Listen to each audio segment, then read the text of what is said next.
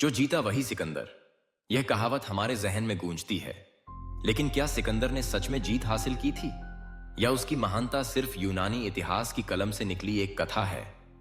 सिकंदर, जिसने महज 30 साल की उम्र में मैसेडोनिया से लेकर मिस्र, फारस और भारत तक एक अपार साम्राज्य खड़ा कर दिया, उसकी वीरता और रणनीतिक कौशल पर कोई संदेह नहीं। मगर हर सिकंदर के पीछे एक दूसरी कहानी भी है, जिस पर इतिहास अक्सर चुप रहता है। ईरानी शाहनामा में जिसे हम महान मानते हैं, उसी सिकंदर को क्रूर और छलिया बताया गया है। मत्स्य राज की घटना इसका जीता जागता उदाहरण है, जहां सिकंदर ने छल से हमला किया और निर्दोष स्त्रियों, राजमाता समेत सैकड़ों लोगों को मौत के घाट उतार दिया। क्या ऐसे कर्म किसी को महान बना सकते हैं? भारत में सिकंदर का सबसे बड़ा सामना हुआ राजा पोरस से, झेलम नदी के तट पर। यहां पोरस अपनी सेना के हाथियों और वीर सैनिकों के साथ डटा रहा।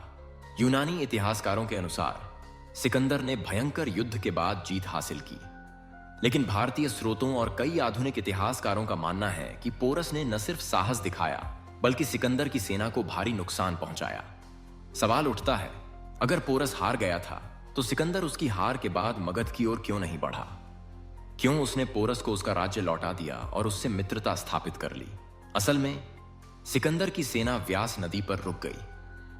कहते हैं मगध के शक्तिशाली नंद साम्राज्य से डरकर उसके सैनिक आगे बढ़ने से इनकार कर बैठे। क्या यह सिकंदर की हार थी या उसकी रणनीति?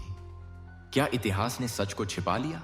अगर आप इतिहास के ऐसे दिलचस्प और रहस्यमयी पहलुओं को और गहराई से जानना चाहते हैं, तो हमारे चैनल को सब्सक्राइब करें और हर हफ्ते नए ऐतिहासिक सवालों की पड़ताल में हमारे साथ जुड़े रहें।